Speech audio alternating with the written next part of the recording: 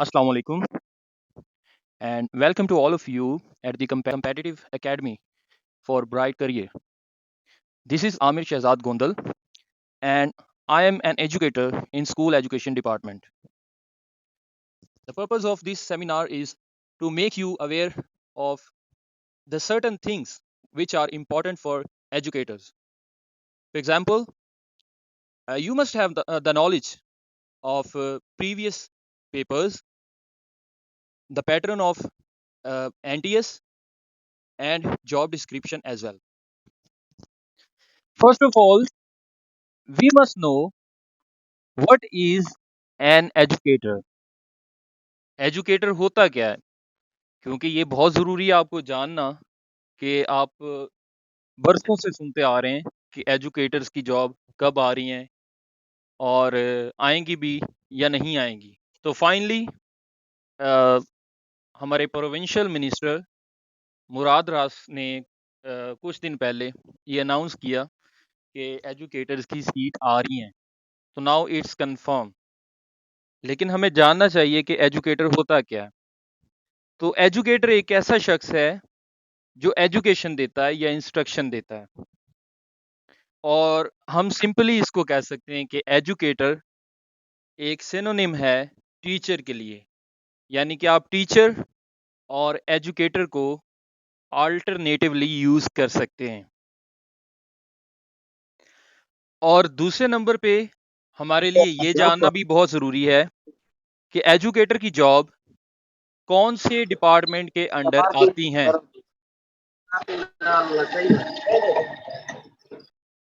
तो एजुकेटर की jobs school education department के अंडर आती हैं। ये पंजाब स्कूल एजुकेशन डिपार्टमेंट जो कि डायरेक्ट पंजाब गवर्नमेंट के अंडर होता है, उसके तहत ये सीट्स आती हैं। लेवल्स देख लेते हैं कि लेवल्स कितने होते हैं एजुकेटर्स के। एजुकेटर्स की जो जॉब है उसके 3 लेवल होते हैं। There are 3 levels for educators. पहले नंबर पे प्राइमरी स्कूल एजुकेटर, ये सबसे पहला लेवल होता है, बेसिक आप इसको कह लें। और ये होता भी है कि प्राइमरी लेवल पे बच्चों को पढ़ाना होता है। After that elementary school educator, ये दूसरा लेवल है। इसमें बच्चों को पढ़ाने का लेवल आपको बच्चे भी थोड़े बड़े मिल जाते हैं, प्राइमरी से एलिमेंट्री लेवल के बच्चे मिल जाते हैं, जिसको हम मिडिल स्टूडेंट्स भी कह सकते हैं, और मिडिल ही स्कूल के अंदर अपॉइंटमेंट होती है। उसके बाद नेक्स्ट जो लेवल है वो है हाई स्कूल एजुकेटर। ये इस कैटेगरी में पढ़ाने का सबसे बड़ा लेवल होता है। बुनियादी लेवल कौन सा है? प्राइमरी स्कूल एजुकेटर या टीचर। जिस सेकंड नंबर पे जो लेवल है वो एलिमेंट्री स्कूल एजुकेटर, और फाइनली हाई स्कूल एजुकेटर, ये तीसरा लेवल होता है। इसके बाद एक और जॉब भी एजुकेटर के अंडर ही आती है, लेकिन वो एक ऐसी जॉब है जो कि एडमिनिस्ट्रेटिव लेवल की पोस्ट होती है।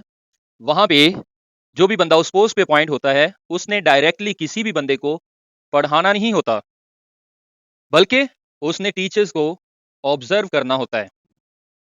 उस पोस्ट को हम कहते हैं असिस्टेंट एजुकेशन ऑफिसर, जिसको हम शॉर्टली उसको कहते हैं AEO।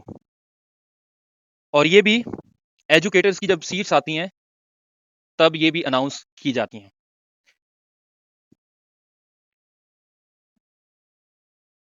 अब हम जॉब डिस्क्रिप्शन देख लेते हैं ESE और SCSE की।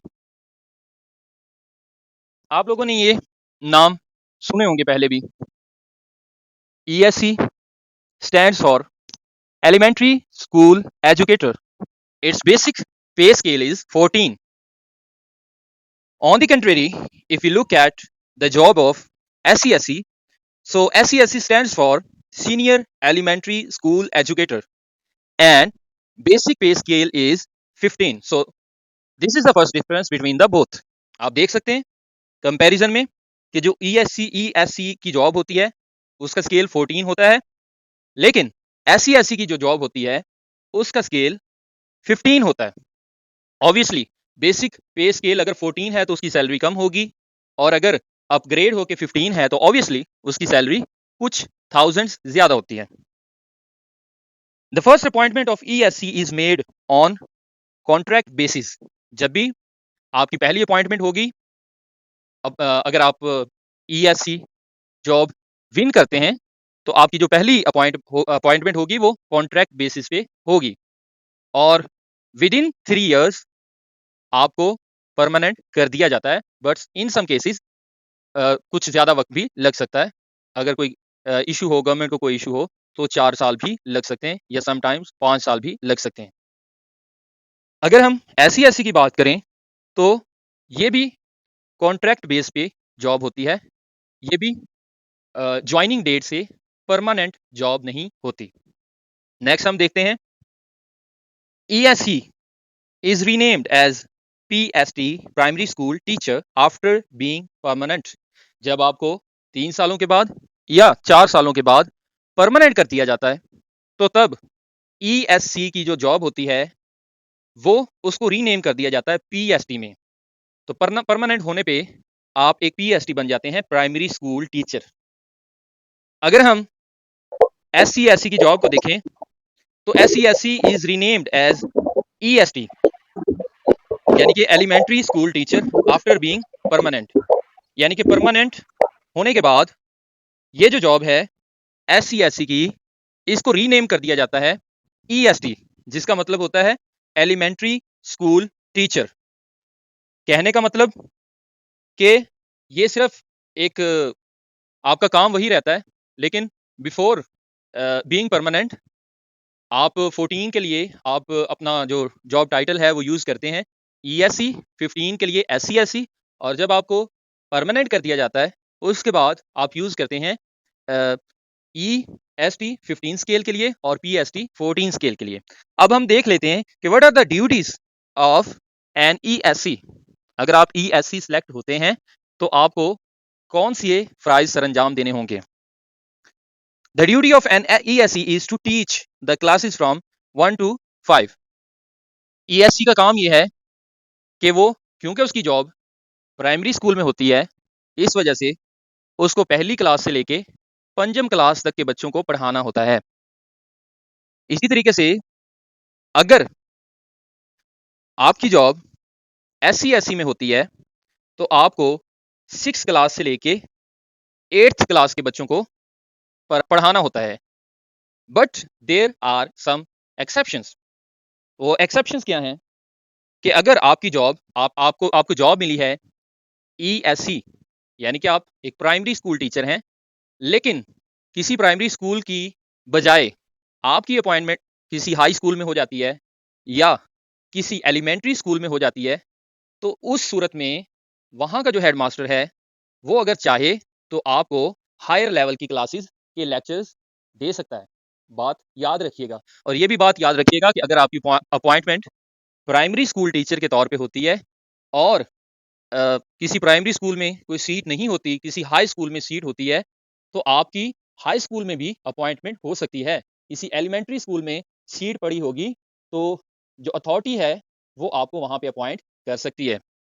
उसके बाद अगर हम SC की बात करें तो अगर SC का स्केल वैसे 15 होता है, लेकिन इन केस अगर किसी मिडिल स्कूल के अंदर कोई सीट वेकेंट नहीं है, वहां पे ऑलरेडी बंदे काम कर रहे हैं, और किसी प्राइमरी स्कूल में किसी प्राइमरी स्कूल टीचर की जरूरत है लेकिन वहां पे वो अवेलेबल नहीं है, तो उस सूरत में कंपिटेंट अथॉरिटी क्या कर सकती है कि एक ESD को या SC को उस प्राइमरी स्कूल में भी भेज सकती है।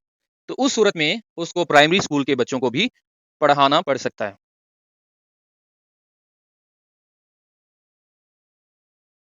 इससे अगली जो पोस्ट है, जो स्केल में इन दोनों से बड़ी पोस्ट है, वो है SSC। तो SSC की जॉब डिस्क्रिप्शन हम देख लेते हैं। SSC stands for Secondary School Educator and basic pay scale of this job is 16। तो 16 की जॉब होती है, और मैं आपको बताता चलूं कि जो 14 और 15 की जॉब होती है वो गज़टेड पोस्ट नहीं होती। यानी कि आप उसको कह सकते हैं कि जो हम किसी से अटेस्टेशन भी करवाने होते हैं, तो हम उससे करवाते हैं जो कोई गज़टेड ऑफ़िसर होता है, जिसको इख्तियार होता है कि वो किसी भी किस्म की अटेस्टेशन कर सकता है। तो ये जो 16 स्केल वाला एससी-एससी है, वो गज़टेड ऑफ़िसर होता है, जबकि 14 और 15 वाले गज़टेड ऑफ़िसर नहीं होते। जब आप एससी-एससी की जॉब ले लेते हैं, तो स्टार्ट में आपकी जॉब के साथ एससी-एससी ही लिखा जाता है। लेकिन जब आपको परमानेंट कर दिया जाता है, परमानेंट होने पे आपकी जॉब के साथ एसएसटी लिख दिया जाता है। तो एसएसटी क्या होता है? एसएसटी का मतलब है सेकेंडरी स्कूल टीचर। अब इस पोस्ट पे आपका काम क्या होगा?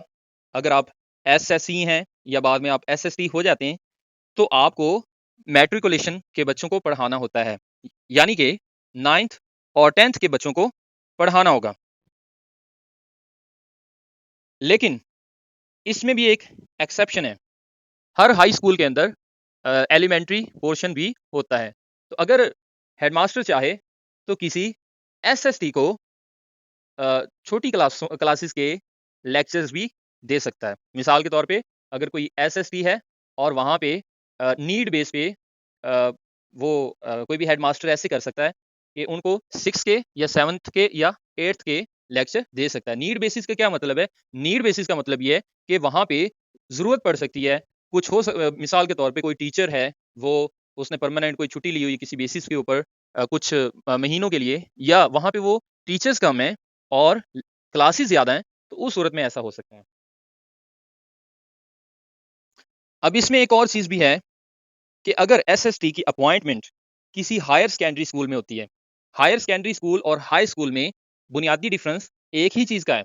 बुनियादी डिफरेंस ये है कि हाई स्कूल के अंदर मैट्रिक लेवल तक क्लासेस होती हैं, जबकि हायर सेकेंडरी स्कूल के अंदर इंटरमीडिएट लेवल की क्लासेस भी इंक्लूडेड होती हैं। So this is the main difference between the both. तो अगर किसी भी हायर सेकेंडरी स्कूल के अंदर आपको एलोकेट किया जाता है, तो फिर आप चांसेस हैं कि आपको फर्स्ट ईयर और सेकंड ईयर के लेक्चर भी मिल सकते हैं। और हमारी जो किसी भी डिस्ट्रिक्ट की जो कॉम्पिटेंट अथॉरिटी है जो आपको अपॉइंट करती है, तो वो क्या कर सकती है? वो किसी भी एसएससी को, या जो बाद में परमानेंट होने के बाद एसएसटी बन जाता है, उसको हेडमास्टर क्या कर सकते हैं? उसको असिस्टेंट एजुकेशन ऑफिसर एक्टिंग, यानी कि कायम मुकाम असिस्टेंट एजुकेशन ऑफिसर भी लगा सकते हैं। ऐसा कब होता है? ऐसा तब होता है जब एईओज़ की तादाद कम होती है, या कोई एईओ किसी छुट्टी पे है कुछ महीनों के लिए, तो उस केस में क्या होता है कि आपकी जो कॉम्पिटेंट अथॉरिटी है, वो एक 16 स्केल के बंदे को, एसएसटी को, एक्टिंग एईओ बना देते हैं। क्योंकि एईओ का जो भी बेसिक पे स्केल होता है, वो भी 16 ही होता है। आगे हम बात कर लेते हैं एजुकेटर्स का जो एक सिलसिला है, इसकी आखिरी कड़ी है एईओ की जॉब। और AEO stands for assistant education officer. और इसका बेसिक पे स्केल, जैसे कि मैंने पहले बात की, ये 16 बेसिक पे स्केल इसका होता है। यानी कि ये भी एक गज़टेड ऑफिसर है। लेकिन एक एसएसटी और इसमें बुनियादी फ़र्क ये है कि एसएसटी भी एक गज़टेड ऑफिसर होता है, but he is a teacher. लेकिन जो एईओ होता है, he is not a teacher, he is an administrator. उसकी पोस्ट ये है कि उसने डिफरेंट स्कूल्स को मॉनिटर करना होगा, इसलिए एक एडमिनिस्ट्रेटिव पोस्ट है। और किसी भी एईओ को कोई 8 स्कूल, 10 स्कूल, जितने भी डिफरेंट एरियाज़ के ऊपर जितने भी एईओज़ वगैरह होते हैं, तो वो स्कूल्स को डिवाइड कर लेते हैं। और फिर वो मिसाल के तौर पे एक एईओ है, उसके पास 10 स्कूल हैं, तो 10 स्कूल के अंदर जितने भी मामलात हैं, वो उसी एईओ ने मैनेज करने होंगे।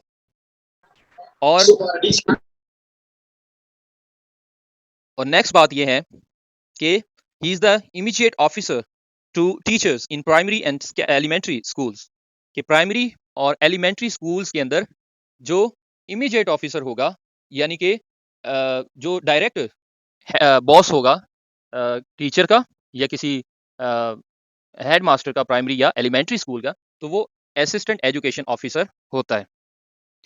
लेकिन असिस्टेंट एजुकेशन ऑफिसर का जो इमीडिएट बॉस है, उसका इमीडिएट ऑफिसर होता है जिसको उसने रिपोर्ट करना होता है, वो होता है deputy DEO. DEO stands for district education officer, और ये डिस्ट्रिक्ट लेवल का एक बड़ा ऑफिसर होता है।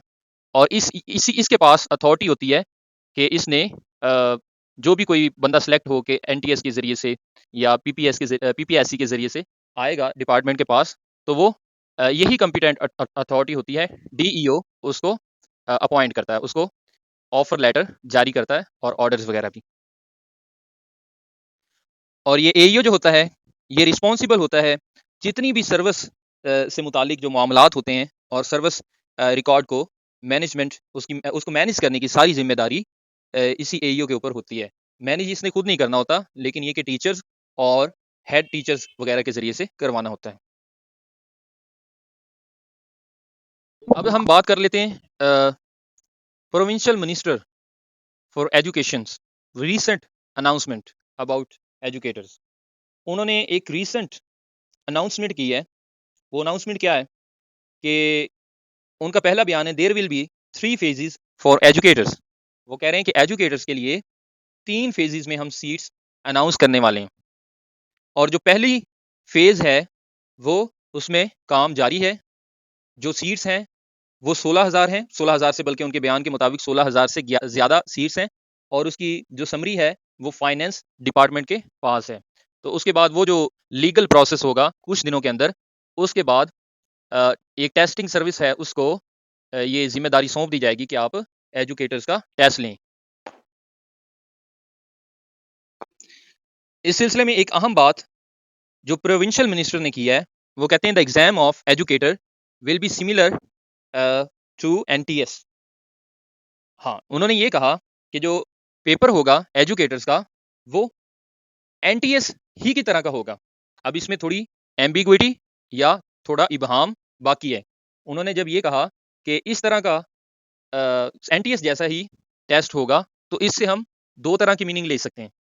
एक तो ये मीनिंग इसका बन सकता है कि एनटीएस ही टेस्ट लेगा, क्योंकि उन्होंने इस बात को भी दरमियान में रखा। ये हो सकता है कि उनके एनटीएस के साथ उनकी बात चल रही हो। और वो दूसरी बात ये हो सकती है, जब उन्होंने कहा कि एनटीएस ही की तरह का कोई एनटीएस ही की तरह का टेस्ट होगा, तो इसका मतलब एनटीएस जैसे और बहुत से इदारे हैं, लाइक सीटीएस वगैरह, पीटीएस वगैरह, तो उनमें से कोई टेस्ट ले सकता है।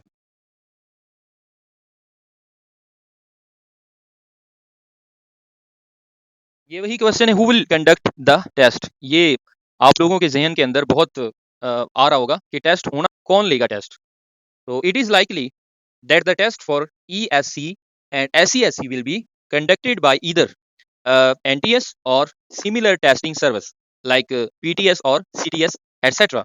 तो बहुत ज़्यादा गालिब इम्कान ऐसा है कि ESC यानी कि 14 स्केल की जॉब और SESC यानी कि 15 स्केल की जॉब का जो टेस्ट होगा वो या तो NTS लेगा या NTS की ही तरह का एक इदारा, PTS हो सकता है, CTS हो सकता है, या किसी और टेस्टिंग सर्विस को ये काम दिया जा सकता है। अब दूसरे नंबर पे एक और इम्कान ये है कि एसएससी और एईओ की जो पोस्ट हैं उसका test Punjab public service commission के जिम्मे लगाया जा सकता है। We were talking about the jobs of 16 scale. अभी गालिब इम्कान ये है कि पीपीएससी को ये जिम्मेदारी दी जा सकती है, पीपीएससी को ये जिम्मेदारी दी जा सकती है कि वो एईओ और एससीएससी की पोस्ट को देखें। लेकिन एक चीज यहां पे याद रखिएगा, these are presuppositions because the final policy will come to light only after the advertisement gets published। ये सारे अभी ख्याल हैं, इनको मफरूजे कह लें, और या इसको यूं भी कहा जा सकता है कि कभी इम्कान इसको कह लें कि मतलब ये जो जितनी बातें अभी मैंने आपको बताई हैं, तो लेकिन अभी भी फाइनल नहीं है, क्योंकि फाइनल तब होगा जब एडवर्टीजमेंट पब्लिश होगी, उसके अंदर पॉलिसी बताएंगे और फाइनल टेस्टिंग सर्विस का नाम भी वहीं पे पता चलेगा। अब अगली चीज़ है, मैं आप लोगों को कुछ सैंपल दिखाना चाहता हूँ एनटीएस के, क्योंकि ज़्यादातर इम्कान यही इम्कान है कि 14 और 15 स्केल की जो जॉब होंगी वो एनटीएस लेगा या एनटीएस ही की तरह का कोई इदारा। तो अगर एनटीएस ही की तरह का भी कोई इदारा होगा तो बहुत इम्कान है कि उनका पेपर पैटर्न ऐसा ही होगा जैसे एनटीएस का। और अगर एनटीएस का हुआ तो उसमें नया पेपर पैटर्न भी हुआ तो थोड़ी बहुत तब्दीली होगी, लेकिन जो पिछला कई सालों से पैटर्न चला आ रहा है, जैसे कि 2014 में, 15 में, 16, 17, 18, तो ये 18 तक हर साल जॉब्स आती थी। उससे पहले भी यानी कि काफ़ी देर, ज़ाहिर सी बात है कि जॉब्स तो ये स्कूल एजुकेशन डिपार्टमेंट में बहुत अरसे से आ रही थी। लेकिन 2017 में ऐसा हुआ कि 2 दफ़ा सीट्स आ गई। तो अब मैं आप लोगों को बताने वाला हूँ। एक सैंपल मैंने आप लोगों के लिए प्रिपेयर किया है। आप इसको देख सकते हैं। मुझे कोई मैसेज के ऊपर बताइएगा। Is it visible to you?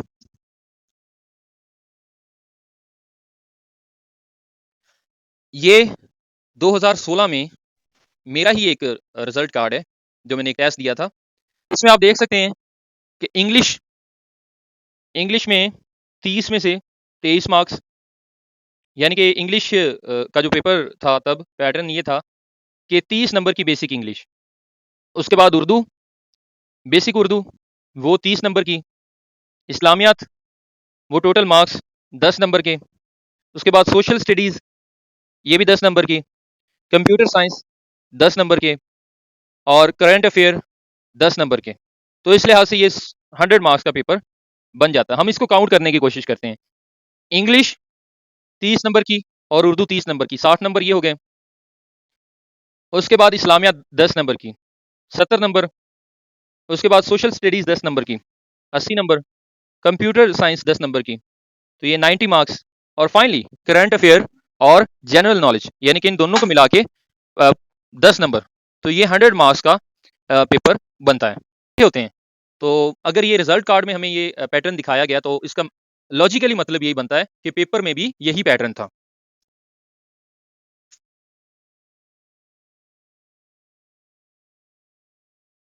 अब मैं आपको एक और रिजल्ट कार्ड दिखाने वाला हूँ, एक सैंपल के तौर पे। ये सारे रिजल्ट कार्ड मेरे ही हैं।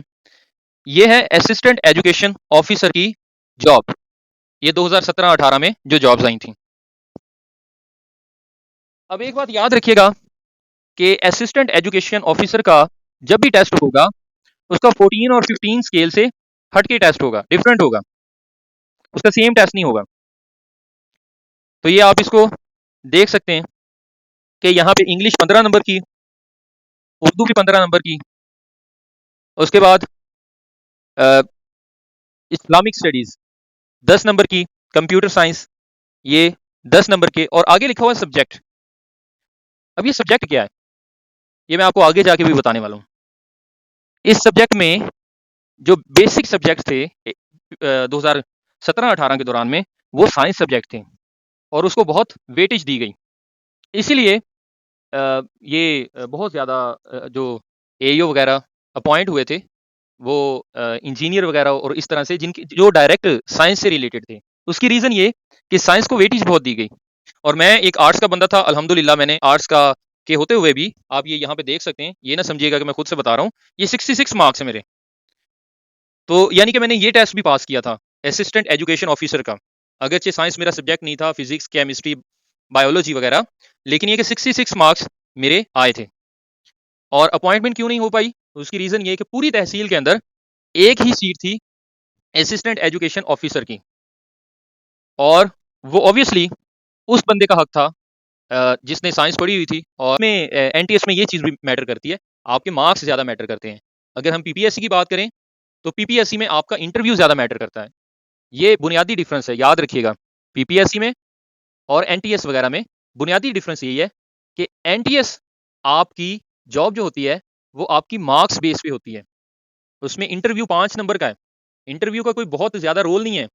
जो 5 नंबर का इंटरव्यू है, उसमें से हर किसी को 3 या 4 नंबर दे देते हैं, किसी को 5 भी दे देते हैं। उसका कोई बहुत ज़्यादा डिफरेंस नहीं पड़ता। लेकिन जो पीपीएससी का इंटरव्यू होता है, उसमें 100 मार्क्स होते हैं, तो वहाँ पे बहुत ज़्यादा डिफरेंस पड़ सकता है। मिसाल के तौर पे आपकी क्वालिफिकेशन मार्क्स जो हैं, वो बहुत कम है, तो आपके इंटरव्यू में इतने अच्छे मार्क्स मिल जाते हैं कि वो उसका इज़ाला हो जाता है, कंपनसेशन हो जाती है। लेकिन एनटीएस में अगर आपकी क्वालिफिकेशन मार्क्स, आपके ग्रेड्स बहुत लो हैं, तो फिर आपके लिए मसाइल हो सकते हैं।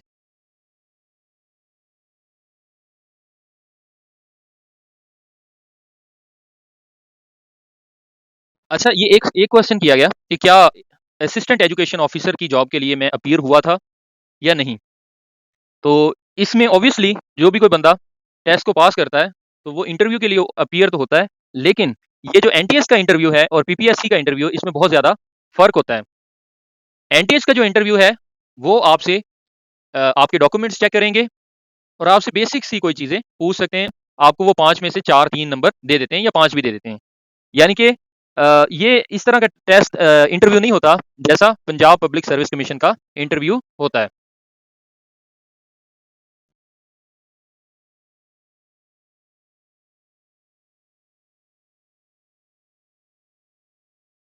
अब फाइनली मैं आप लोगों को ये वो वाला रिजल्ट कार्ड दिखा रहा हूँ, जिसकी बेस पे मेरी जॉब हुई थी। और ये भी एक ईएसई यानी कि एलिमेंट्री स्कूल एजुकेटर के तौर पे मेरी जॉब हुई थी। 2017 में मैंने टेस्ट दिया था, 2018 के स्टार्ट में मेरी जॉब हो गई थी और इसके अंदर मुझे मार्क्स मिले थे 72 100 में से। इसका पेपर पैटर्न वही है जो मैंने आपको पहले बताया। आप देख सकते हैं, अगर आपको ये थोड़ा इसको जूम करके देख सकते हैं कि इंग्लिश में 23 मार्क्स 30 में से, उर्दू में 30 में से 24 मार्क्स, इस्लामियात 10 में से 10 और सोशल स्टडीज 10 में से 7, कंप्यूटर साइंस 10 में से 4 और जनरल नॉलेज जो है ये भी 10 में से 4। तो ये 72 मार्क्स मेरे आए थे।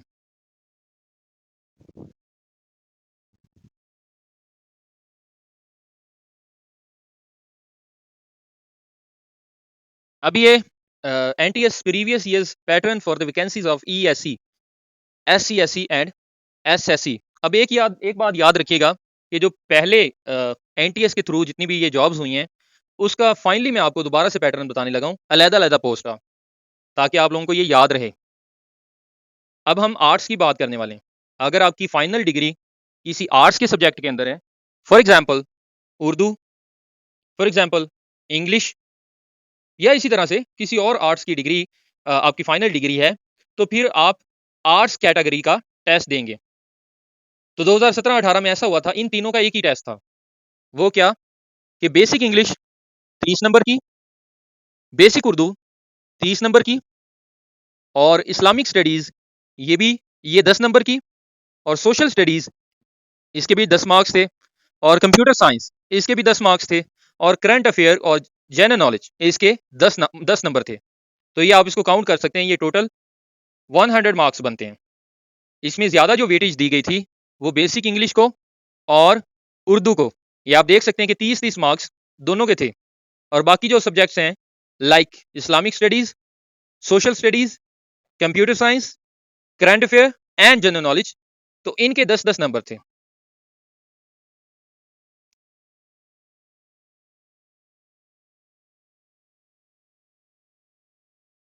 अभी मैं आपको बताने वाला हूँ ये क्वेश्चन इंशाल्लाह लास्ट पे आप लोग पूछिएगा। लास्ट में मैं आपके सारे क्वेश्चंस का आंसर करूंगा। अभी मैं आपको बताने वाला हूँ एनटीएस के जो प्रीवियस ईयर्स के जो पैटर्न था असिस्टेंट एजुकेशन ऑफिसर की वैकेंसीज के लिए, वो क्या था। इसमें मैंने पहले भी बताया, आपको दोबारा से ये बात रिपीट कर देता हूँ और यहाँ पे स्पेशल आपको सब्जेक्ट के बारे में भी बता देता हूँ। बेसिक इंग्लिश 15 नंबर की थी और उर्दू उर्दू भी 15 नंबर की। इसमें क्या किया गया था, इस्लामिक स्टडीज और सोशल स्टडीज को मिला के 10 मार्क्स, कंप्यूटर साइंस के 10 मार्क्स, करंट अफेयर्स और जनरल नॉलेज इसके भी 10 नंबर और जो ज्यादा वेटेज इसमें दी गई थी वो साइंस सब्जेक्ट को दी गई थी। वो कैसे, 40 मार्क्स के साइंस सब्जेक्ट थे like physics, chemistry, botany, biology, mathematics. इन सब सब्जेक्ट्स में से 40 मार्क्स का पेपर आया था। तो ऑब्वियसली जैसे कि मैंने पहले बताया कि जिस बंदे की साइंस सब्जेक्ट के ऊपर ग्रिप थी, या कह सकते हैं कि जिसका मेजर साइंस था, उसको कोई इसमें मसला नहीं हुआ।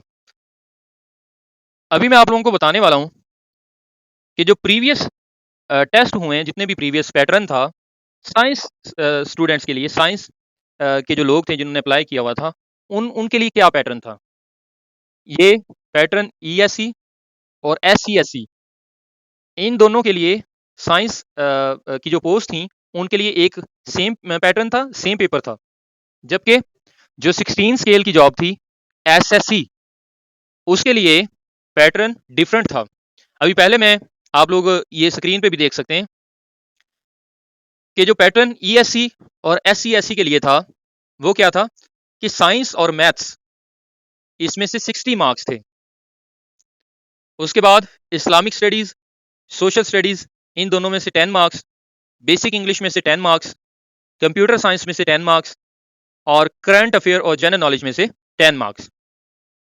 अगर हम एसएससी साइंस की बात करें, जिसको आप कह सकते हैं कि जो एसएसटी यानी कि सेकेंडरी स्कूल टीचर, तो जो सेकेंडरी स्कूल टीचर होता है उसके लिए क्या पैटर्न था, उसके लिए फिजिक्स 15 नंबर की, केमिस्ट्री 15 नंबर की, बायोलॉजी 15 नंबर की, मैथ्स के भी 15 नंबर थे, और उसके बाद बेसिक इंग्लिश 10 नंबर की, इस्लामिक स्टडीज और सोशल स्टडीज, इन दोनों में से 10 नंबर का पेपर था, कंप्यूटर साइंस में से 10 नंबर का पेपर था, और करंट अफेयर और जनरल नॉलेज में से 10 नंबर का पेपर था। अब हम ये कह सकते हैं कि अगर एनटीएस के जरिए से इन पोस्ट की रिक्रूटमेंट होती है, मतलब अगर तीनों की भी हो सकती है, ये भी पॉसिबल है कि हो सकता है कि 16 स्केल की जो जॉब्स हैं उनकी असाइनमेंट भी पीपीएससी की बजाय एनटीएस या एनटीएस ही की तरह के किसी इदारे को दे दी जाए। ये इसके भी चांसेस हैं, और ये भी चांसेस हैं कि पीपीएससी 16 स्केल की जॉब्स को उसकी रिक्रूटमेंट का प्रोसेस खुद करें, ये भी हो सकता है। बहरहाल जो भी हो, एक चीज़ तो फाइनल है कि जितने मैंने आपको सब्जेक्ट बताए हैं, पेपर इन्हीं में से आता है, और अगर एनटीएस के जरिए से होता है या किसी और पोस्ट टेस्टिंग सर्विस के जरिए से होता है, तो अगर पैटर्न को चेंज भी करेंगे तो वेटेज ज़्यादा कम कर सकते हैं। मिसाल के तौर पे पहले अगर एक सब्जेक्ट की वेटेज 30 थी तो आप 20 कर सकते हैं, 10 थी तो 20 कर सकते हैं, 30 कर सकते हैं, मतलब इस तरीके से कर सकते हैं, लेकिन सब्जेक्ट वही रहेंगे जिसमें पहले रिक्रूटमेंट होती रही है काफ़ी सालों से। अब नेक्स्ट चीज़ जो कि हम फाइनल चीज़ है हमारी एकेडमी की तरफ से, कि how will we make you prepare for the exam, कि हम आपको कैसे तैयारी करवाएंगे। तो हमारा फोकस क्या होगा, we shall focus on the following subjects. First हमारा फोकस होगा बेसिक इंग्लिश के ऊपर, उसके बाद उर्दू के ऊपर, फिर हम करंट अफेयर्स की भी तैयारी करवाएंगे, सोशल स्टडीज़ की भी तैयारी करवाएंगे पेपर पैटर्न के अकॉर्डिंग, कंप्यूटर साइंस की भी तैयारी करवाएंगे, इस्लामिक स्टडीज़ की भी तैयारी करवाएंगे, जनरल नॉलेज वो भी आपका प्रिपेयर करवाएंगे इंशाल्लाह, और finally pedagogy, the methods of teaching, जो कि इस डिपार्टमेंट के यानी कि स्कूल एजुकेशन डिपार्टमेंट के लिए बहुत ज़रूरी चीज़ है कि आपको पता होना चाहिए कि कौन कौन से टीचिंग मेथड्स हम यूज़ कर सकते हैं, और इसी के साथ साथ हम पास पेपर भी करवाएंगे। हम अपनी तरफ से पूरी कोशिश करेंगे कि आपकी अच्छे तरीके से तैयारी करवा सकें अपने तजुर्बात की बुनियाद पे, और जो पास पेपर हैं उनकी बुनियाद पे पूरी कोशिश करेंगे कि आपकी भरपूर तैयारी करवा सकें। लेकिन इस सिलसिले में मैं एक चीज़ आपको कहूँगा कि अगर आप खुद के साथ बहुत ज़्यादा सिंसियर हैं तो फिर आप हमारी एकेडमी ज्वाइन करिएगा, और अगर आप खुद के साथ सिंसियर नहीं हैं तो फिर हमारी एकेडमी में रजिस्ट्रेशन मत करवाइएगा, क्योंकि उसका फ़ायदा नहीं है, वो आप अपने पैसे बर्बाद करेंगे। तो आपको ये सोचना है कि आया कि आप सीरियस होके तैयारी करेंगे, क्योंकि ये एक बहुत बहुत बड़ा चांस मिलने वाला है काफ़ी सालों के बाद।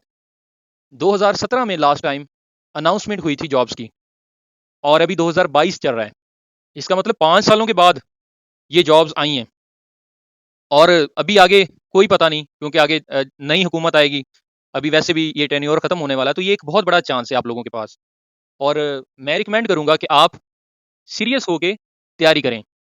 अगर आप हमारी एकेडमी के अलावा किसी एक और एकेडमी में रजिस्ट्रेशन करवाना चाहते हैं, वहाँ भी करवा सकते हैं, और अगर आपको लगता है कि हम आपको अच्छी तैयारी करवाएंगे तो आप हमारी एकेडमी में भी रजिस्ट्रेशन करवा सकते हैं। लेकिन आखिरी बात यह है कि आप अपने आप के साथ सिंसियर होकर तैयारी करिएगा, क्योंकि this is a golden chance for you.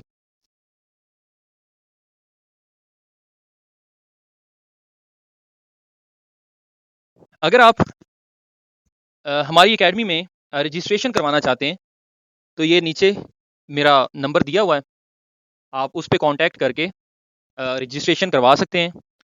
और ये जो नेक्स्ट वीक है इसमें हमने जस्ट रजिस्ट्रेशन करनी है स्टूडेंट्स की, और उससे जो नेक्स्ट वीक होगा उसमें हमने क्लासेस का बाकायदा आगाज कर देना है। So best of luck, thank you. अभी आप लोग अगर कोई क्वेश्चन करना चाहते हैं, you can ask me any question जो आप पूछना चाहते हैं।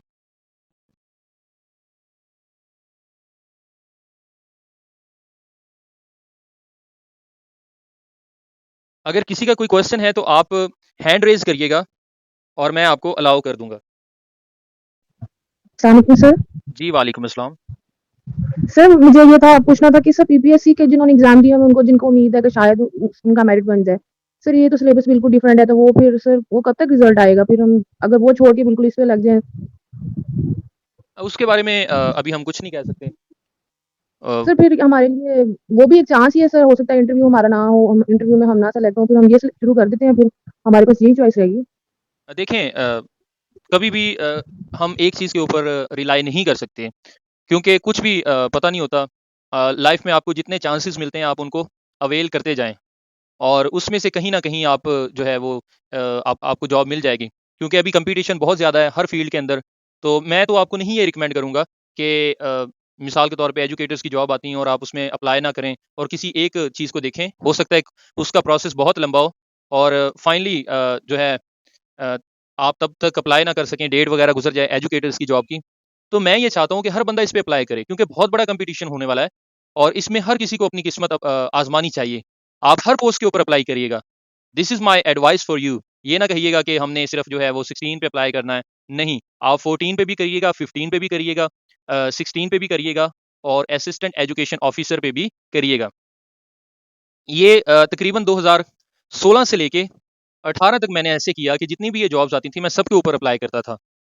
तो वो कहीं ना कहीं आपकी जॉब हो जाती है, क्योंकि जितना ज़्यादा कंपटीशन है, आप ये ना समझिएगा कि आपको प्लेट में कोई भी चीज़ रख के मिलने वाली है। बहुत बड़ा कंपटीशन होगा, इसलिए हर चीज़ पे, हर पोस्ट पे अप्लाई करिएगा। जी।